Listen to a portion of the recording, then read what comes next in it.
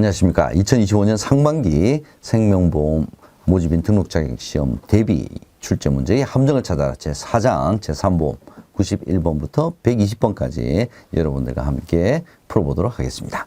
자, 91번 문제요. 제3보험은 1977년 상법 개정 시 처음으로 법체계에 편입이 되었다. 제3보험하고 상법은 관련이 일단 없다. 기본적으로 이렇게 생각을 해주시면 되겠습니다. 제3보험은 보험업법 개정 시 처음으로 법체계에 편입이 되었는데 1977년도 아니죠. 2003년 보험업법 개정 시 처음으로 법체계에 편입이 되었다라고 해야 맞는 지문이 되겠습니다. 92번 문제 보겠습니다. 질병보험은 사람이 대상이긴 합니다. 그죠? 그래서 생명보험의 성격을 가지고 있는 것이지 생명보험에 속한다라고 하면 얘는 잘못된 표현이겠죠. 질병보험은 뭐 정액보상도 할 수 있고 실손보상도 할 수 있습니다. 사람이 대상이기 때문에 생명보험의 성격도 가지고 있고요. 실손보상을 한다는 측면에서는 손해보험의 성격을 가지고 있기도 합니다. 그래서 우리가 제3보험이라고 얘기를 하는 거죠. 93번 문제 보겠습니다. 자, 피보험이익은 손해보험에서는 필수적이죠. 그죠? 그러나 생명보험과 제3보험, 즉 사람의 생명이 이제 대상인 제3보험과 생명보험에서는 존재하지 않는다라고 보는 것이죠. 필수적인 것은 손해보험에서만 필수적인 요소가 되겠습니다. 94번 문제 보겠습니다. 상해사고의 요건, 급격성, 우연성, 외래성 이 세 가지를 섞어놓고 이렇게 함정으로 만드는 경우가 많습니다. 뭐가 함정일까요? 이 지문에서는. 자, 급격성이란 원인 또는 결과의 발생이 예견되지 않은 상태. 예견되지 않은 상태는 급격성에 대한 설명이 아니죠. 얘는 우연성에 대한 설명이 되겠습니다. 구별해 주시고요. 95번 문제 보겠습니다. 상해보험의 경우에 보험사고 발생 여부 확정되어 있지 않죠. 발생 시기도 불확정적입니다. 그죠? 그래서 상해보험의 경우에는 뭐 모든 것이 다 불확정적이다. 이렇게 보시면 될 것 같습니다. 발생 여부, 시기, 원인, 피해 정도 등 모든 것이 다 불확정적이다. 이렇게 보면 될 것 같습니다. 96번 보겠습니다. 상해보험에서 질병이 원인이 되어서 발생한 상해는 보장대상에 해당이 안 되죠. 반대로 상해가 원인이 되어서 발생한 질병은 보장대상이 됩니다. 그죠? 이제 질병이 원인이 되어서 발생한 상해는 보장대상에 해당되질 않는다. 요 지문 뭐 다양한 형태로 뭐 괄호넣기도 나올 수가 있고요. 다른 지문으로도 자주 출제가 되는 내용입니다. 97번 함정 보겠습니다. 상해보험의 재장애급여금, 재장애급여금 있죠. 자, 피보험자가 보험기간 중 발생한 재해를 원인으로 재해분류표가 아니죠. 장애분류표에서 정한 장애지급률이죠. 장애지급률에 해당하는 장애상태가 되었을 때 장애상태가 되었으니까 장애분류표에서 정한 장애지급률에 해당하는 경우에 보상을 한다. 그 지급률에 해당하는 만큼 지급률을 곱해서 보상을 하게 되겠죠. 장애분류표, 장애지급률이 정답이 되겠습니다. 98번 문제 보겠습니다. 상해보험은 보장하지 않는 원인에 의한 사망. 상해보험에서 보장하지 않은 원인에 의한 사망. 대표적인 것이 뭐 암으로 사망한다. 뭐 이런 경우죠. 자, 이런 경우에는 계약이 소멸합니다. 소멸하기 전에 보험금을 지급을 하겠죠. 기납입 보험료를 지급합니까? 얘는 반드시 암기를 해 주셔야 되겠죠. 기납입 보험료가 아니라 계약자 적립액을 지급하고 계약은 소멸한다. 라고 해야 맞는 내용이 되겠습니다. 99번 문제 보겠습니다. 상해보험은 직업 직무의 성격에 따라서 사고 발생 위험이 달라지기 때문에 보험료 산정도 직업 직무에 따라서 그 위험도에 따라서 보험료를 산정을 합니다. 이때 위험 등급은 총 3등급이 아니라 5등급이죠. 5등급으로 구별하고 각 등급에 따라서는 몇 단계? 3단계로 위험률을 차등 적용합니다. 이 두 개를 바꿔놨네요. 그죠? 3등급이 아니라 5등급 3단계. 얘는 암기를 해 주셔야 됩니다. 얘도 괄호 넣기로도 시험 문제에 나올 수가 있습니다. 100번 문제 보겠습니다. 상해보험에서 보험계약자 또는 피보험자가 직업 직무 변경을 하게 되면 통지해야 되죠. 그죠? 근데 통지를 게을리한 경우, 안 한 경우 보험회사는 그 사실을 안 날로부터 몇 개월 이내에 보험계약을 해지를 하거나 보험료 증액을 청구할 수 있습니까? 얘는 뭐 무조건 암기를 하셔야 되죠. 3개월이 아니라 1개월이 되겠습니다. 얘는 뭐 괄호넣기도 나오고요. 뭐 다른 문제에 뭐 정답, 오답 섞어서 굉장히 자주 출제가 많이 나오는 부분입니다. 1개월 반드시 암기를 해 주십시오. 101번 보겠습니다. 상해보험에서 보험계약자 또는 피보험자가 직업 직무 변경 사실을 보험 설계사에게 알리는 경우 효력이 없다. 바로 100번 함정하고 101번 함정은 매번 나온다라고 보셔도 될 정도로 자주 출제가 되는 부분입니다. 이 부분 여러분 반드시 기억을 해 두십시오. 102번 문제 보겠습니다. 상해보험은 자, 피보험자가 2개 이상의 직업을 가졌을 경우에 이제 어떻게 위험률을 적용하느냐. 얘는 잘 나왔던 문제는 아닙니다만은 여러분 새롭게 나온 지문이니까 기억을 해 두시고요. 2개 이상의 직업을 가지고 있었을 때는 높은 직업, 위험도가 높은 직업을 기준으로 해서 위험률을 산정을 한다. 이렇게 보시면 될 것 같습니다. 높은 위험의 직업에 해당하는 위험 등급을 적용을 한다. 이 부분 여러분 이건 잘 안 나왔던 문제입니다. 함정입니다. 공부해 주시기 바랍니다. 103번 보겠습니다. 질병보험 주계약에서 심장질환으로 인한 뭐 어떤 원인이 됐든 사망, 질병으로 인한 사망은 주계약에서 보장할 수가 없죠. 그래서 사망을 보장할 수 없다라고 하든지 특약에서 보장할 수 있다라고 해야 맞는 내용이 되겠습니다. 주계약에서는 질병으로 인한 사망은 보장할 수 없습니다. 104번 함정 보겠습니다. 질병보험은 질병의 원인이 신체에 내재하기 때문에 우길 수 있어요. 그죠? 그래서 도덕적 해이 발생 가능성이 매우 높다. 이렇게 얘기를 합니다. 낮다 그랬으니까 틀렸죠. 그래서 암보험 같은 경우에도 일종의 이제 처음에 가입을 하고 바로 보장을 해주는 게 아니고 일정 기간 이후에 보장을 해주는 것이 바로 이 도덕적 해이 발생 가능성이 높기 때문에 그렇습니다. 105번 함정 보겠습니다. 질병보험은 보험회사별로 자체 위험률을 사용하므로 보험료는 연령과 무관하다. 자, 질병보험의 보험료는 어떤 기준을 가지느냐? 연령이 증가하게 되면 질병에 걸릴 확률이 더 높아지겠죠. 그래서 연령이 증가하게 되면 자연스럽게 위험률도 증가를 하게 되고요. 그래서 연령이 증가하면 할수록 보험료도 함께 올라가는 구조를 가지고 있습니다. 그래서 보험료는 연령과 무관하다. 예, 틀렸죠. 자체 위험률을 적용한다. 얘도 틀린 내용이 되겠습니다. 106번 보겠습니다.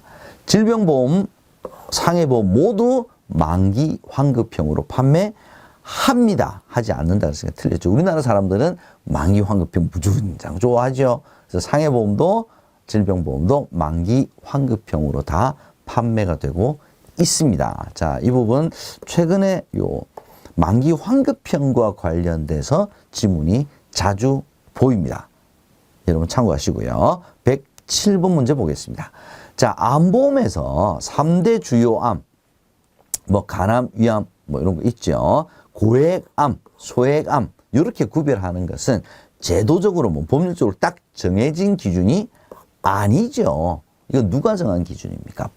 각각의 보험회사에서 자기의 편의대로, 즉 빈도나 비용에 따라서 임의로 정한 기준이다. 뭐 상법에서, 보험업법에서 제도적으로 정해진 기준이 되고 다 틀린 표현이 되겠습니다. 이 지문도 간혹 눈에 보이는 지문이다. 참고하십시오. 108번 보겠습니다. 자, 실손의료보험과 암보험을 동시에 가입한 경우 비례보상 원칙에 따라 각각 보험금을 지급한다. 일단 말이 좀 안 되네요. 그죠? 일단 비례보상 원칙이라고 하는 것은 뭡니까? 일단 중복 보상을 하지 않겠다. 이런 뜻이죠. 그죠? 근데 또 각각 보험금을 지급한다는 것은 또 중복 보장한다라고 하는 의미도 포함이 되어 있겠죠. 그래서 말이 뭐 여러 개 틀립니다. 일단 실손의료보험은 얘는 실손 보상을 하는 상품이고요. 암보험은 뭐 실손 보상하는 것도 있지만 일단 정액 보상하는. 그래서 암보험인 같은 경우에는 이런 중복 보장 가능하죠. 그죠? 그래서 일단 기본적으로 암보험은 비례보상 원칙이 정액보상인 경우에는 비례보상 원칙이 일단 적용이 되지 않는다라고 보셔야 될 것 같습니다. 그래서 실손의료보험, 암보험을 동시에 가입한 경우에는 그냥 각각의 보험금을 지급을 한다. 꼭 비례보상 원칙에 따라서 지급하는 것이 아니죠. 그래서 이 비례보상 원칙에 따라서 각각 보험금을 지급한다라고 하는 것이 틀린 내용이 되겠습니다. 그래서 적용이 안 되는 거죠. 109번 보겠습니다. 암보험은 암이나 암 치료로 인하여 발생 합병증 치료는 보장 대상에서 제외가 되죠. 보장받을 수 없습니다. 그죠? 이 부분 많이 나왔던 내용입니다. 보장받을 수 없습니다. 110번 보겠습니다. 실손의료보험은 특약으로는 판매할 수가 없죠. 무조건 단독형으로만 판매할 수가 있습니다. 언제부터? 2018년 4월 1일부터는 무조건 단독형. 그러니까 실손의료보험은 무조건 실손의료보험으로만 별도로 가입을 해야 된다. 이 말이죠. 111번 보겠습니다.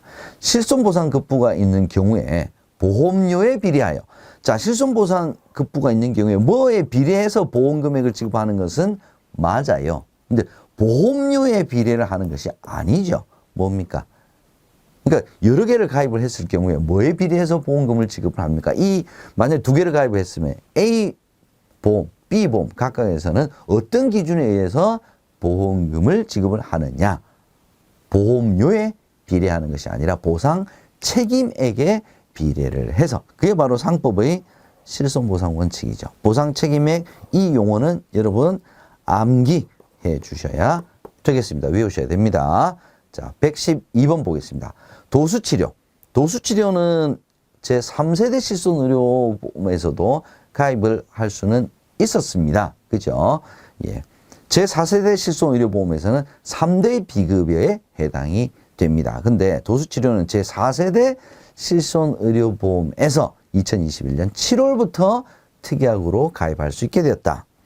말이 조금 애매하긴 합니다. 그런데 의미를 따져보게 되면 도수치료는 2021년 7월부터 가입을 할 수 있게 된 게 아니죠. 그 전부터 3세대에서도 가입할 수 있었죠. 그죠? 뭐 비급여 주사, 뭐 체중격배 이런 거 다 예전부터 가입할 수 있었습니다. 근데 너무 이 비급여 보장이 과잉 치료 때문에 보장을 제4세대에 축소를 한 것일 뿐이지 4세대에서부터 특약으로 가입할 수 있게 되었다. 이렇게 표현하면 얘는 틀린 내용이 되겠습니다. 113번 함정 보겠습니다.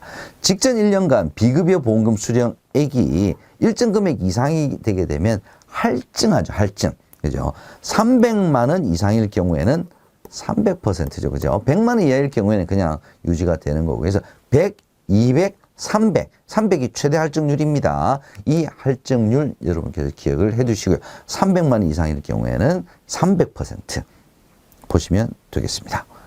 114번 보겠습니다. 어린이 보험. 어린이 보험이 이제 올해부터 시험 문제에 계속 눈에 띄입니다. 어린이 보험은 태아 가입형. 임신 사실을 알고 난 다음부터 태아가 있는 경우에는 태아 보험으로도 당연히 가입할 수 있습니다. 판매하지 않는다 그랬으니까 얘는 틀린 내용이 되겠고요. 어린이 보험 문제는 되게 좀 쉬운 문제에 해당이 됩니다. 그래서 태아 가입형 당연히 태아 보험으로 가능합니다. 115번 보겠습니다. 어린이 보험은 단 기준이 뭐냐? 사망은 절대 보장하지 않는다. 이게 핵심이죠. 그래서 15세 미만 사망 시에 보험금으로 어떤 금액을 지급하느냐. 딱 이제 요거밖에는 시험 문제 안 나옵니다. 그래서 반드시 기억을 해 두시고요. 어린이 보험에서는 안전사고, 뭐 골절, 범죄 위험, 이런 거 다 화상, 이런 거 다 보장하지만 사망은 보장하지 않는다. 이게 핵심입니다. 사망은 절대 보장하지 않습니다. 사망을 보장하는 급부 설계할 수 없습니다. 이게 핵심이죠. 116번 보겠습니다. 간병보험이네요. 간병보험에서는 재 또는 질병으로 특별한 보조기구를 사용하여도 생명 유지에 필요한 기본 동작들을 스스로 할 수 없는 상태로서, 자, 이 기본 동작을 스스로 할 수 없는 상태를 어떻게 정의하느냐? 이동하기를 스스로 할 수 없으면서 플러스 식사하기, 내지는 이동하기를 스스로 할 수 없으면서 화장실 사용하기, 이동하기를 스스로 할 수 없으면서 목욕하기, 이동하기를 스스로 할 수 없으면서 옷 입기, 이 네 가지 케이스 중 어느 하나라도 스스로 할 수 없는 상태가 90일 이상 지속이 되어 장래에 더 이상 호전을 기대할 수 없는 상태, 이 상태를 우리가 장기 요양 상태라고 하지 않고 일상생활 장애 상태다라고 얘기를 합니다.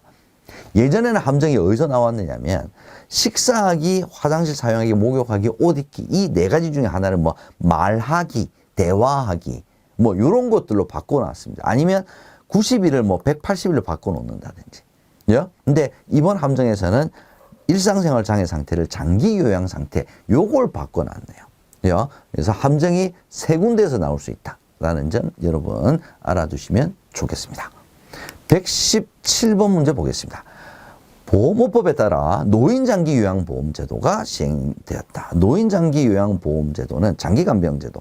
그죠? 장기간병보험이죠.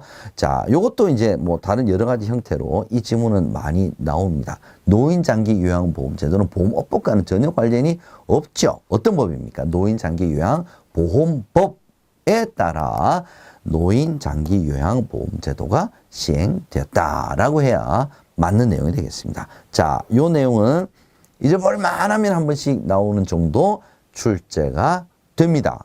기억해 두셔야 될 것 같아요. 118번 함정 보겠습니다. 간병보험은 면책기간 중에는 중증치매 상태 보장하지 않는 게 맞아요. 근데 단 하나, 재해로 인한 중증치매 상태는 보장한다라고 해야 맞는 내용입니다. 보장하지 않는다 그랬으니까 얘는 틀린 내용이 되겠습니다. 재해로 인했을 때는 면책기간 중에도 보장을 합니다. 기억해 두시고요. 119번 보겠습니다.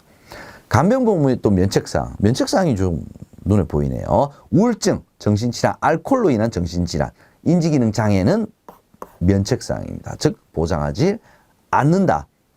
우울증, 정신질환, 알코올, 그다음 의사의 처방에 의하지 않는 뭐 약물 복용으로 인한 인지기능 장애 이런 거 다 보장하지 않습니다. 보험회사는 면책이 되면 책임이 없다 이 말이죠. 그래서 보장하지 않는다라고 해야 맞는 내용입니다.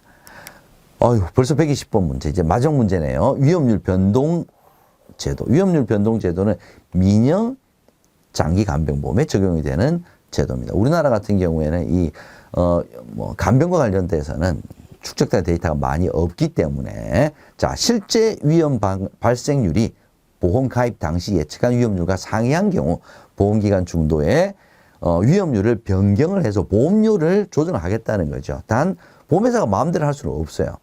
제도적으로 승인을 받아야 됩니다. 인가를 받아야 돼요. 인가. 승인도 틀렸네요. 승인을 받는 게 아닙니다.